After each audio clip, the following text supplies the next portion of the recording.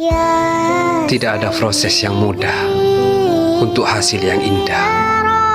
Tidak ada hasil yang indah tanpa proses berusaha. Tuhan lebih tahu tanpa harus kamu ucapkan, dan menjawab lebih apa yang kau pinta dari apa yang kau bayangkan. Biarlah berjalannya dengan waktu dan caranya. Doa, usaha, ikhtiar, tawakal, insya Allah akan indah pada masanya.